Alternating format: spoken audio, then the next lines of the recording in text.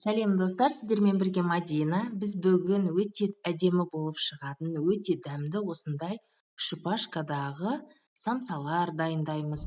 Ол үшін менің каналыма тіркелуді ұмытпаңыз. Ең алдымен ұнымыздың үстіне тұз салып, жылы су құйып, қамыр қылып илейміз осылай.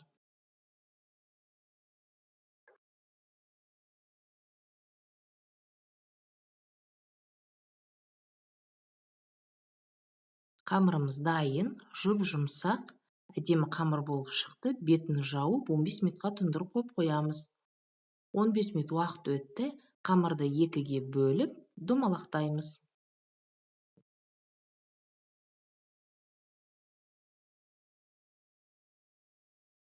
Біреуін алып, жая бастаймыз.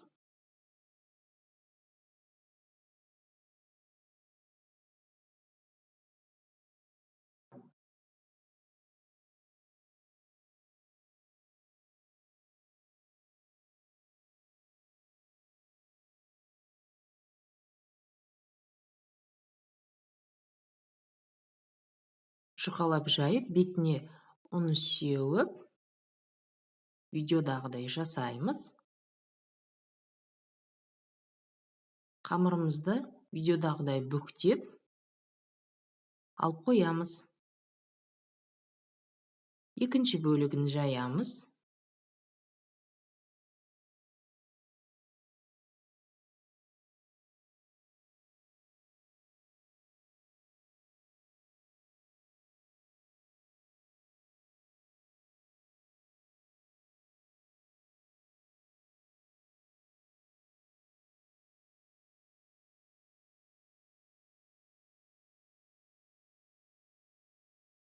Қамырымыз дайын.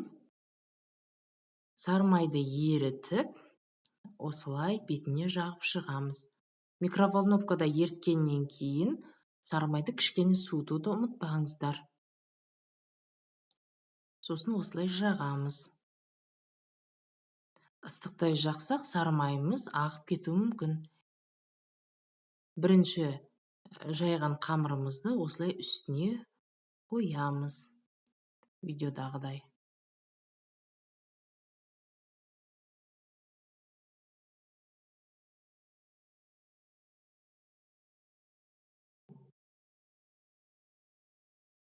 Оның да бетіне осылай сармай жағып шығамыз.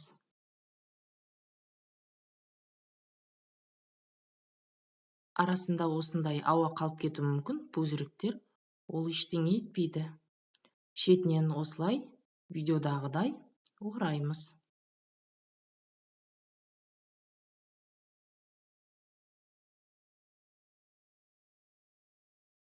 Ораған кезде біздің ауамыз видеодағыдай шығып кетеді.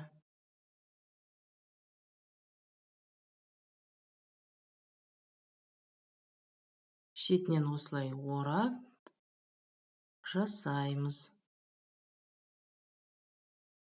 Шұңғылдау ыдысқа салып, бетін жауып, тоңазытқышқа 1-2 сағатқа қойып қоямыз. Салмасын дайындаймыз. Менде майдалап туралған сиыр еті. Сиыр етінің үстіне 2 бас пияз турадым. Оның үстіне біраз құйрық май турадым. Тұз, бұрыш, паприка салып, жақсылап араластырамыз. Егер сізге құйрық май ұнамаса, сұйық май қолдансаңыз болады.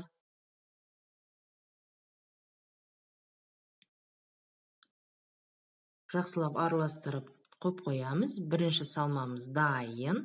Екінші салмаға мен тауық етін майдалап турап, үстіне 2 пиязды ұсақтап турап қостым. Кішкене құйрық май, тұз, бұрыш және паприка. Өзіңіздің ұнатқан дәмдеуіштеріңізді қоссаңыз өте дәмді болып шығады. Жақсылап араластырамыз. Екінші салмамыз дайын. Үшінші салманы дайындаймыз. Асқабақты үкіштен өткізіп аламыз.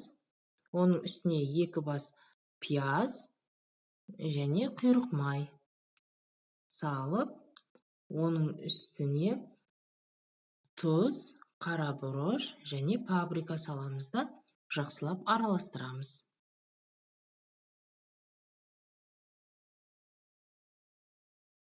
3 салмамыз да дайын. Қамырымызда 2 сағат тоңазытқышта тұрды. Алып, енді бөліктерге бөлеміз.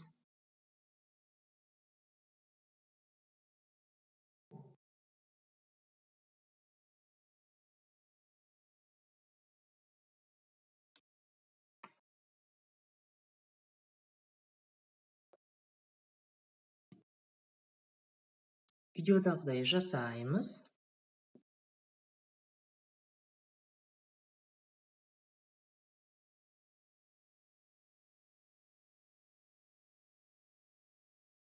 Бәрін жайып алып, шетінен түйе бастаймыз. Неке өте әдемі қамыр болып шықты менде. Бірінші сиыр етінен түйеміз.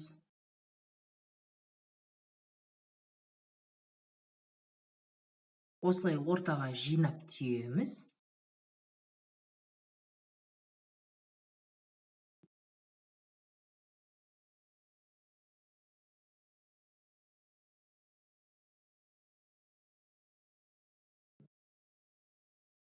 Неке қандай әдемі болып түйіліп шықты. Екіншісін көрсетемін.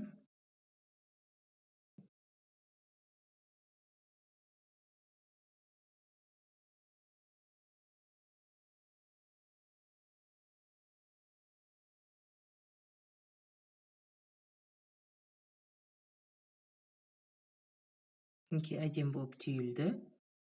Листтің үстіне пергамент қағазын төсеп, сиыр етінен жасалған самсамызды осылай орналастырамыз.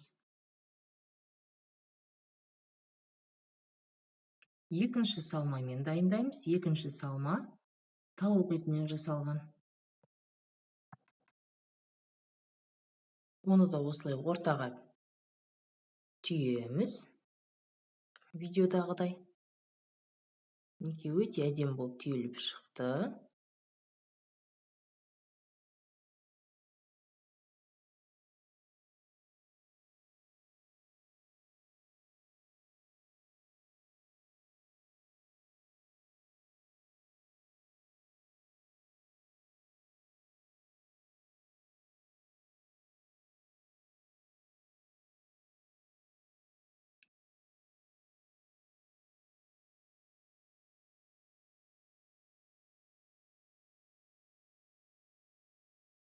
Өте оңай түйіледі, әрі тез дайындалады.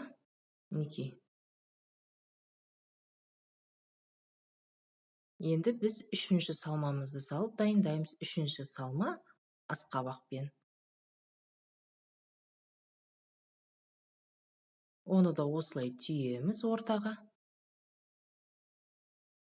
Неке дөп-дөңгелек әдемі болып шықты.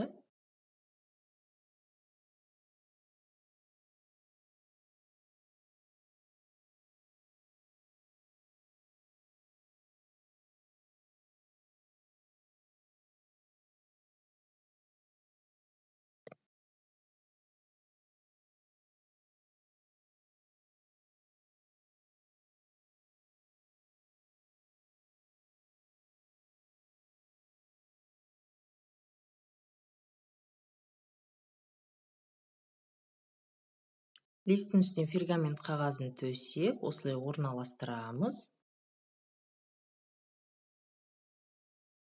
Бір жұмыртқаны алып, жағып шығамыз бетіне. Қалауларыңызға қарай күнжіт сепсеңіздер болады. Мен сиыр етіне қара күнжіт, тауық етіне ақ күнжіт септім. Ал асқабаққа мак септім осылай. Қызып тұрған пеште 40-45 минут пісіреміз. Неке біздің самсаларымыз дайын. Қараңыздаршы, қандай керемет қып-қызыл болып пісіп шықты. Ақ, қара күнжітпен және макпен дайындадым осылай бетін. Енді осындай шпажканың көмегімен біз самсаларымызды осылай түйреп шығамыз. Бірінші сиыр етін,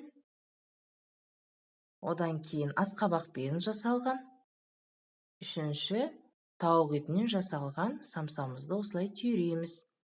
Дастарханда өте әдемі болып көрінеді. Егер сіз пісірмей алдын ала шикі күйінше түйреп алып, сосын пісірсеңіз де болады. Өте әдемі болып шығады. Дастарханда ерекше болып көз тартып тұрады. Мерекелік дастарханға дайындасаңыздар, өте керемет таптырмас тағам. Сіздер де дайындап көріңіздер үй жағдайында, балаларыңызға, жақындарыңызға дайындап беріңіздер. Өте оңай жасалады. Менің каналыма тіркелуді ұмытпаңыздар.